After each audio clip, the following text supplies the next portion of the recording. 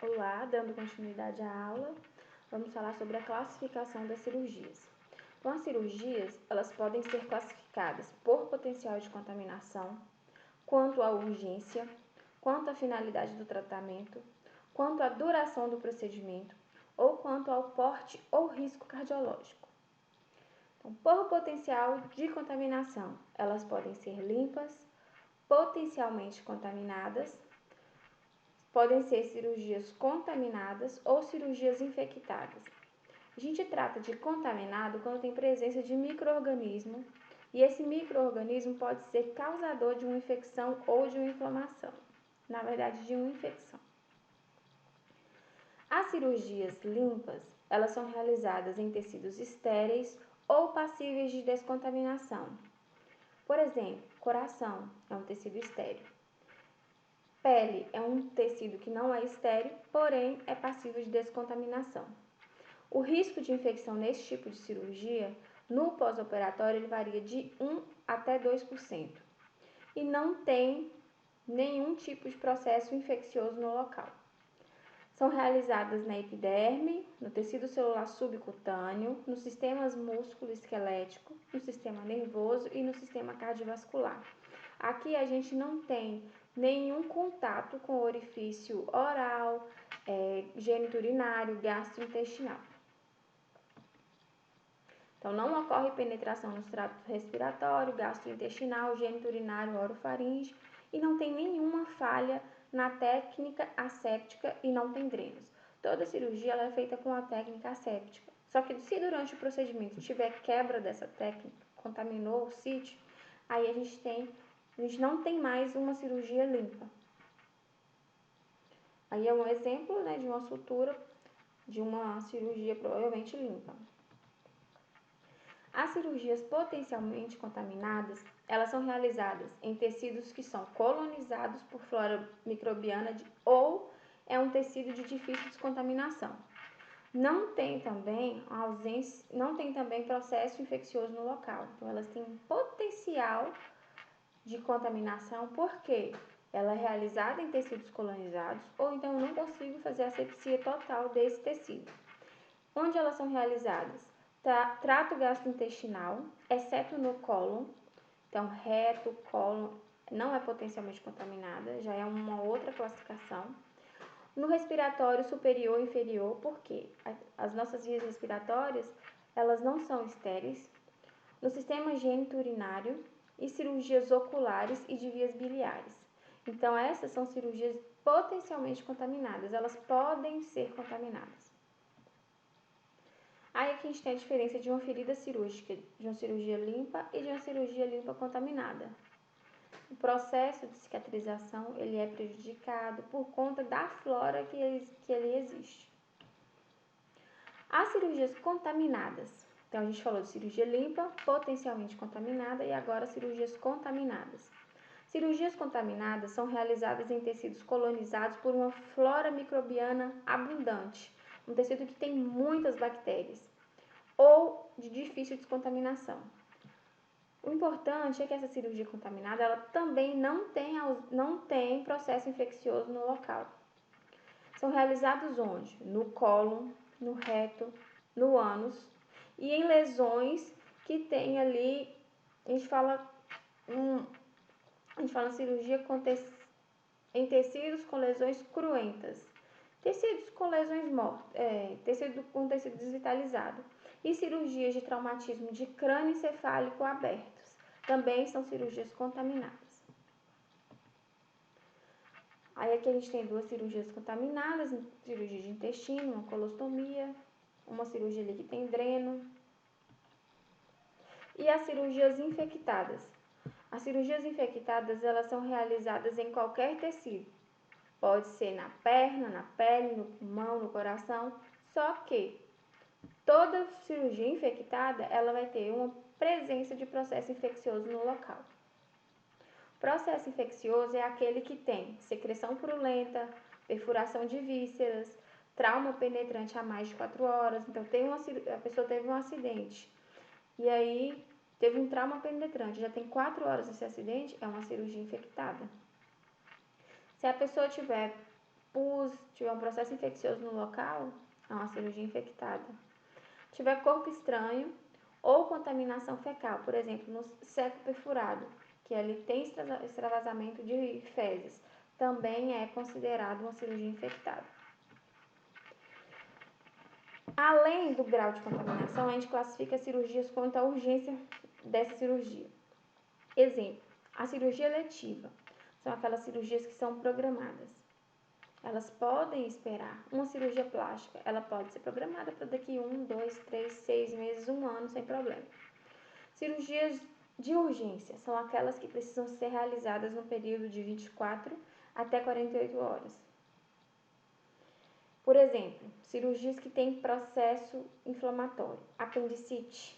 Então, ela precisa ser feita por conta da dor e por conta do risco de piora do quadro, com urgência. Agora, a cirurgia de emergência é aquela que tem que ser feita imediatamente. Ela precisa ser feita agora. Trata-se de uma situação crítica. A gente pode classificar também as cirurgias quanto à finalidade do tratamento. As cirurgias curativas são aquelas cirurgias que têm por objetivo corrigir a causa da doença. Vou retirar o tumor, não vou curar, vou tirar o apêndice, curativa. A cirurgia paliativa é aquela que não vai curar, ela vai melhorar somente a qualidade de vida da pessoa, vai atenuar o problema dela.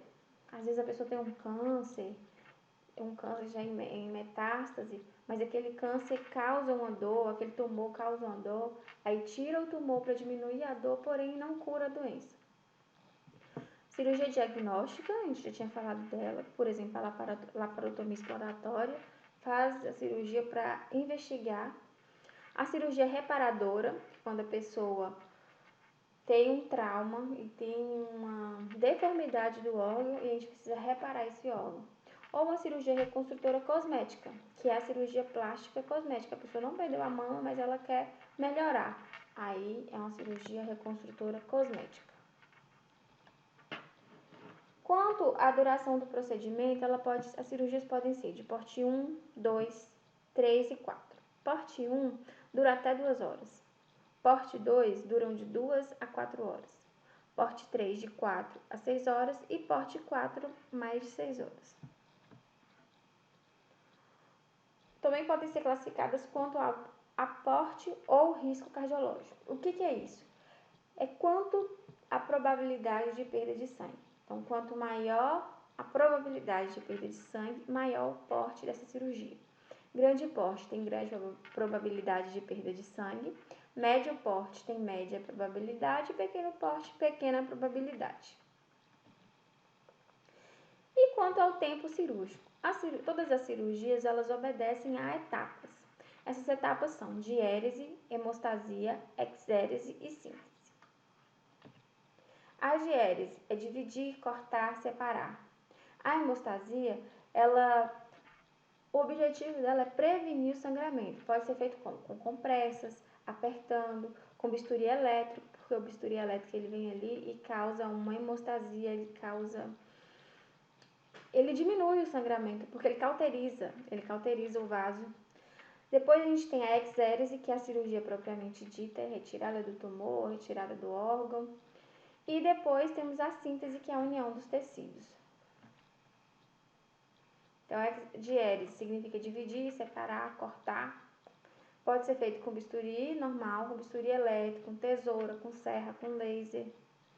Aí aqui a gente tem a abertura feita com bisturi, aqui a gente já tem provavelmente um bisturi elétrico.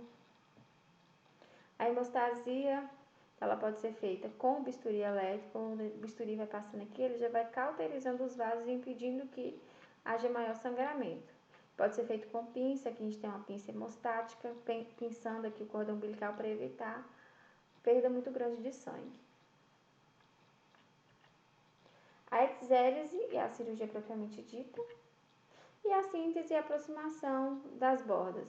Geralmente é feito por sutura, mas tem síntese que é feita com cola, né? Uma cola cirúrgica específica. A cirurgia, o processo cirúrgico em si, ele é dividido em períodos. O período pré-operatório, que é aquele lá que a gente já estudou. O transoperatório. O transoperatório, ele vai desde quando eu recebo o meu paciente no centro cirúrgico. No centro cirúrgico, eu vou receber esse paciente. Eu vou verificar se ele está de jejum, vou verificar se ele tem os exames, vou verificar a papeleta dele, se ele tem alergia a algum medicamento, qual que é a condição dele, verificar sinais vitais. Vou fornecer para ele toda a paramentação que ele precisa, então, uma camisola, caso ele não tenha, propé, touca. Vou fazer higienização das mãos desse paciente, todo o processo de higienização para evitar processos infecciosos e evitar a quebra de técnica na cirurgia. O intraoperatório é o ato cirúrgico propriamente dito. Ele é realizado lá na sala de operação. E o pós-operatório é o momento após a cirurgia, na recepção do quarto, da alta, e pode se estender até o domicílio do paciente. Aqui a gente tem uma imagem que nem era para estar aqui nesse momento, mas está uma cirurgia que a gente tem uma cicatrização por terceira intenção. Ela vai fechar sozinha, com a paciência de Jeová. Então, agora a gente vai para o pós-operatório. No intraoperatório, qual que é o papel da enfermagem? O papel da enfermagem no intraoperatório é mais auxiliar com relação à instrumentalização. Às vezes, nem isso a gente faz. Às vezes o médico tem a equipe dele e o próprio, às vezes um acadêmico, ou às vezes um outro colega de cirurgia faz essa instrumentalização. Mas também pode o técnico entregar os instrumentais para o médico, as pinças que ele pede durante o ato operatório. Mas a gente não entra no sítio cirúrgico. A gente não entra na cirurgia, a gente não sutura, a gente não corta, a gente não faz nada. Ok? A gente só auxilia ali no momento. O período pós-operatório ele vai do término da cirurgia até a alta hospitalar e estende-se até o domicílio do paciente. Qual que é o objetivo? Restabelecer o máximo de funções fisiológicas. Restabelecer diurese, restabelecer respiração adequada, restabelecer eliminações intestinais, restabelecer tudo o que é fisiológico e possível naquele momento.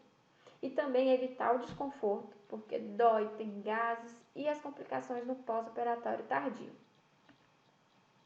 O pós-operatório, então, ele é, assim como o pré-operatório, dividido em imediato, que são as primeiras 24 horas após o término da cirurgia, o mediato, que vai de 24 horas até 7 dias, e o tardio, que é após 7 dias. Mas após 7 dias até quando? Depende, é muito relativo. Por exemplo, o paciente fez uma cirurgia ortopédica 1 ano atrás e resolveu e desenvolveu um osteomielite no lugar daquela cirurgia. A gente ainda considera uma complicação pós-operatória. Então, vai depender muito. Se a infecção estiver relacionada à cirurgia, está em pós-operatório. No período pós-operatório imediato, qual que é o nosso papel? Primeiro, preparar a unidade que esse paciente vai ficar, tanto na sala de recuperação pós-anestésica, dentro do bloco cirúrgico. Então, eu tenho que estar preparado tudo para receber esse paciente, a cama, ou se ele vai precisar de oxigênio, tudo que ele vai precisar com relação, dependendo do tipo de cirurgia que ele fez, e observar se esse paciente está respirando, quando eu recebo ele, se está respirando, os parâmetros, qual o tipo de ferida, se está tendo sangramento, como que ele está respondendo à anestesia. Então, em anestesia, como a gente deve, então, proceder no pós-operatório imediato? Com relação à anestesia, em anestesia geral, a gente vai deixar o paciente em decúbito dorsal horizontal, então deitado de barriga para cima, sem travesseiro, pelo menos até a manhã seguinte. Em anestesia raquidiana, não deve colocar travesseiro nem elevar a cabeceira do leito por 6 horas. Isso varia muito da recomendação médica. Tem médico que pede, tem médico que não. Acredita-se que a elevação da cabeceira aumente o risco de cefaleia, né, aquela cefaleia terrível que as pessoas sentem após a cirurgia.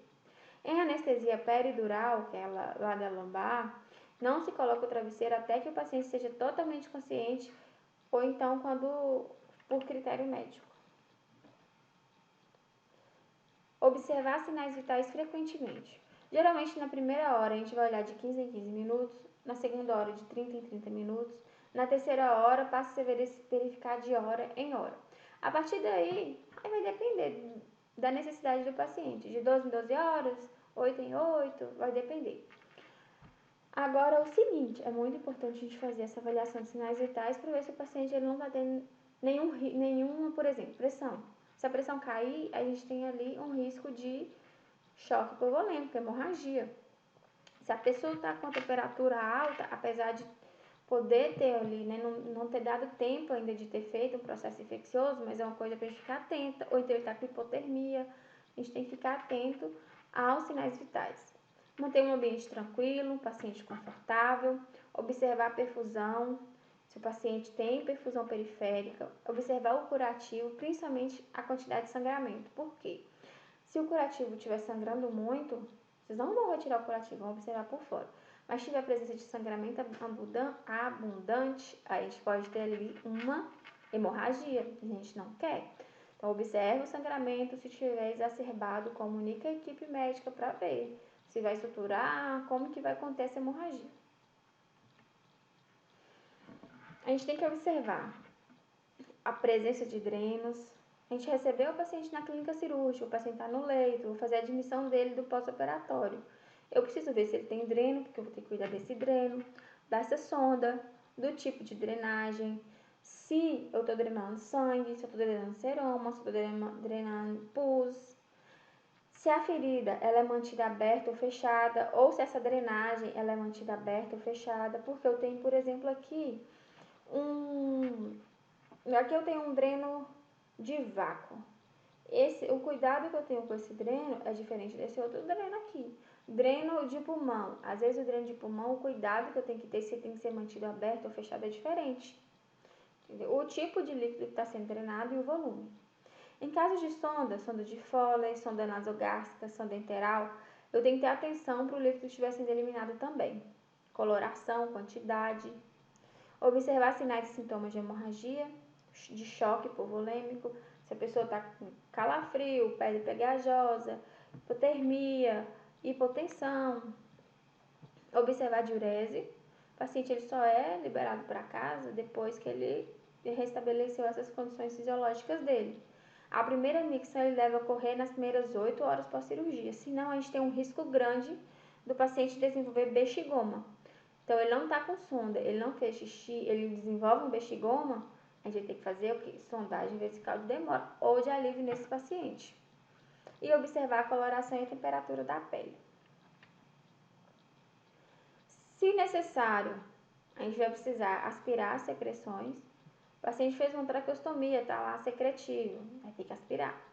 Administrar toda a medicação prescrita. O paciente vai estar com dor, então a gente vai ter que ficar de olho nos analgésicos e nos antibióticos para evitar a infecção. Então, antibiótico na hora certinho, antibiótico prescrito e o analgésico também. O período de jejum pós-operatório vai depender de cada cirurgia e do estado do paciente. Geralmente, a gente só introduz a alimentação na hora que o paciente recobriu toda a sua consciência, todo o seu reflexo de deglutição, para ele não aspirar e não desenvolver uma pneumonia aspirativa ali. Então, se atentem à quantidade de responsabilidade que a enfermagem tem num pós-operatório. É muito grande. O ato cirúrgico feito pelos médicos é importante? Sim. Mas se o técnico de enfermagem não estiver atento a todos esses cuidados que a gente precisa ter, a gente praticamente jogou a cirurgia abaixo e ainda colocou o paciente em risco.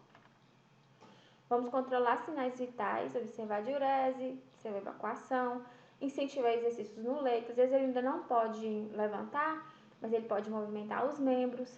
Por que isso? Porque ali eu previno trombose.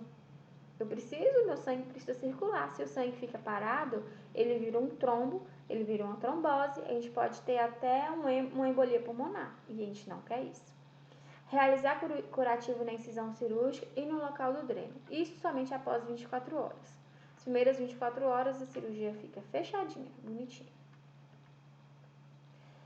Quando a gente vai fazer o curativo, a gente vai observar, anotar o aspecto da incisão, por exemplo, ferida cirúrgica com bom aspecto de cicatrização, sem secreção, sem sinais flogísticos, que são sinais de infecção. Se tem secreção, se a secreção é sanguinolenta, é purulenta, é serosa. Iniciar a deambulação o mais precoce possível, porque eu vou evitar essas complicações pulmonares que eu falei, tromboembolia pulmonar. Eu vou também evitar o acúmulo de secreção pulmonar. Eu vou evitar o acúmulo de gases. Eu vou evitar a lentidão do trânsito intestinal. Eu vou estimular a evacuação. Então a pessoa tem que andar. Ah, não tô conseguindo, não tô com dor. Às vezes tem gente que morre por conta que não andou no pós-operatório. O que aconteceu? Desenvolveu uma trombose, uma embolia pulmonar e caixão e vela preta. Então vamos estimular mesmo com dor. Estimular, gente, não obrigar. E a gente tem que fazer um controle de infecção de sítio cirúrgico. O sítio cirúrgico, ele é um fator importante para a gente, porque a taxa de infecção de um sítio cirúrgico, ele está muito relacionado à qualidade prestada, à qualidade da assistência prestada. Então, por isso que a gente tem que ter uma atenção muito grande por isso. A gente, como eu já disse, pode colocar uma cirurgia toda a perder por conta de infecção de sítio cirúrgico. Além do cuidado que o médico vai ter que ter na hora da cirurgia para não contaminar esse sítio, a gente vai ter que ter cuidado na realização do curativo. Então, o curativo, ele vai ser um curativo semi-oclusivo por mais tempo na presença de foco infeccioso nas proximidades. Então, ferida operatória que tem processo infeccioso, ele vai ser semi-oclusivo. Se eu tiver qualquer sinal de infecção, calor, rubor, secreção, febre, aí eu tenho que comunicar ao serviço de controle de infecção hospitalar. Primeiro, eu tenho que lavar. Então, como é o processo? Primeiro, eu preciso lavar as minhas mãos. Lavar as mãos sempre antes e depois do procedimento curativo. Primeiro curativo, a troca apenas 24 horas. Troca apenas 24 horas. Troquei, vou abrir, eu vou o quê? Avaliar a ferida operatória. Olha essa ferida que linda. Não tem processo infeccioso. Claro que a aproximação das bordas parece que foi difícil. A gente vai ter uma cicatriz aqui, às vezes não tão bonita. Mas a gente tem aqui, não tem processo infeccioso, não está vermelho, não tem secreção, uma ferida excelente. E a gente vai precisar comunicar caso essa ferida seja diferente disso aqui. Se tivesse aqui, pus aqui, um prontinho abrindo aqui, eu ia ocluir essa região que está drenante, né, que não está tão cicatrizada. Depois de 24 horas, a pessoa não tem secreção, nada drenando, não tem dreno, ferida aberta. Qual o objetivo do meu curativo? Manter a umidade e a temperatura da ferida, proteger contra traumas mecânicos, favorecer a epitelização e a cicatrização, ajudar a prevenir a formação de hematomas e seromas, porque eu vou estar comprimindo, oferecer um conforto físico e psicológico para o paciente. O paciente não tem que ficar olhando ali toda hora para aquela ferida. E a sua utilização é um meio de prevenção de controle de infecção, porque eu vou estar ali evitando de patógenos do ambiente contaminar e infectar a minha ferida operatória. Um ato importante da enfermagem no pós-operatório é a retirada de pontos. Essa retirada ela tem que respeitar o processo de cicatrização da ferida. Se a gente tira antes da ferida cicatrizada, a gente pode ter uma deiscência de ferida. O que é uma deiscência? Uma abertura da ferida. Tirei antes, não estava cicatrizado, aí a chance dessa ferida abrir é grande, principalmente se for um local de dobra, um local de esforço. E se eu demorar muito para tirar esses pontos, o que pode acontecer? O organismo pode entender esse fio de sutura como um corpo estranho e começar ali um processo inflamatório / infeccioso. Normalmente, os pontos eles são retirados do 7º ao 10º dia, mas aí pode também ser retirado a critério médico ou de acordo com a avaliação da ferida. A ferida tem 7 dias, mas eu estou vendo que ela não está cicatrizada. Tem um ponto ali, uma bordinha que ela não está bem aderida. Eu vou retirar esse ponto? Não. Ah, mas está com 10 dias, mas eu ainda não tenho cicatrização adequada. Eu vou retirar esse ponto? Eu comunico o médico, doutor. E aí? Vamos retirar? Discute o caso para a responsabilidade não ficar só em cima do técnico ou do enfermeiro. Temos para retirada de ponto, a gente tem vários tipos de sutura. Então, a gente tem essa aqui que retira ponto a ponto, A gente tem essa aqui que o ponto é contínuo, aqui o ponto é intermitente. Eu vou, folgo um pouquinho o ponto, corto, retiro o ponto. Folgo um pouquinho, corto, retiro o ponto. E eu tenho esse aqui que ele é contínuo, eu vou cortar o início da sutura, o final e vou retirando, desenrolando ali aquele fio de sutura. Tem que ser feito com pinça, técnica aséptica, limpar antes a ferida, lavar as mãos, uso de luvas. Então, a gente fez tudo isso até agora para quê? Prevenir infecção de sítio cirúrgico. É o chamado ISC, infecção de sítio cirúrgico. A infecção de sítio cirúrgico ela é um indicador importante da qualidade da nossa assistência. Está relacionada tanto à manipulação cirúrgica, no ato cirúrgico, quanto à nossa manipulação de curativo. Podem ocorrer até 30 dias ou 1 ano em caso de cirurgias ortopédicas. Então, até 30 dias, a pessoa desenvolveu uma infecção lá na ferida operatória, infecção de sítio cirúrgico. 1 ano e a cirurgia ortopédica, infecção de sítio cirúrgico. Ela pode estar relacionada com a microbiota do paciente. Às vezes o paciente tem na pele bactérias que causam essas infecções. Ela pode estar relacionada à microbiota da equipe. Então a equipe não lavou a mão, a equipe pegou num objeto contaminado e pegou na ferida, pegou diretamente sem pinça, deixou a pinça cair no chão, foi lá e colocou a pinça na ferida operatória do paciente. Pegou um soro que está lá 1 semana aberto e jogou em cima. Então, tem ali relacionado à equipe, ou também do instrumental. Uma pinça que não foi esterilizada, também pode causar infecção de sítio cirúrgico. Como que vamos identificar essas infecções? Geralmente, no sítio cirúrgico vai ter presença de secreção purulenta, que vai variar de clara e inodora, ou seja, sem cheiro, a pus espesso, com odor fétido, com presença ou não de necrose nas bordas da ferida. Qual que é o jeito? O que a gente tem que fazer? Prevenir. Como? Preparo pré-operatório adequado. Todos aqueles cuidados lá, de banho, de desinfecção, de tudo. Tricotomia, se for necessário ou não. A utilização de técnicas assépticas, tanto da equipe médica no ato cirúrgico, quanto a nossa, no manuseio da ferida operatória. A gente precisa orientar o cliente a ter os cuidados com a ferida, não ficar colocando a mão suja.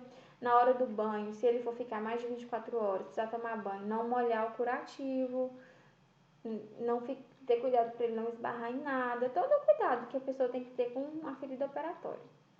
Fazer o curativo em casa se necessário.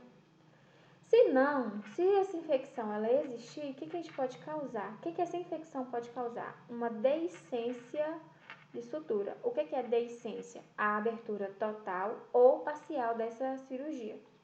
Lembram lá daquela imagem que eu mostrei que eu falei que não tinha que estar lá? Um abdômen aberto? Ali a gente tem uma deiscência de cirurgia. O que tem que ser? Como tem que ser feito aquele curativo? O curativo sendo lavado abundantemente com soro e ocluído, fechadinho. Aquela cirurgia ela vai fechar por terceira intenção. Então ela vai fechar sozinha. Primeira intenção é a aproximação de bordas, segunda intenção é sutura, terceira intenção ela vai fechar sozinha. O que causa? A infecção pode causar o rompimento da sutura. A distensão abdominal, às vezes a barriga está tão estendida que não tem como aproximar bordas. Então a sutura vai abrir, a cirurgia acaba abrindo. Ascite, que é o acúmulo de água, né? Barriga d'água, ascite, o abdômen fica muito globoso por conta de acúmulo de líquido. O estado nutricional precário do paciente, o paciente desnutrido ou paciente muito obeso, a chance também de ter deiscência. Aí agora eu coloquei aqui um trabalhinho para vocês. Vocês vão pesquisar para mim as complicações e os desconfortos no pós-operatório. Existem várias coisas que podem acontecer no pós-operatório e a enfermagem tem que intervir com cuidados de enfermagem. Eu quero que vocês relacionem quais são essas principais complicações pós-operatórias e que vocês também tracem condutas de enfermagem para esse desconforto. Esse trabalho ele vai ser feito no sábado, então eu estou adiantando, mas ele é para ser feito no sábado, certo? Eu espero que vocês tenham entendido, agradeço a atenção de vocês e estou disponível para retirar dúvidas lá no fórum no sábado. Até!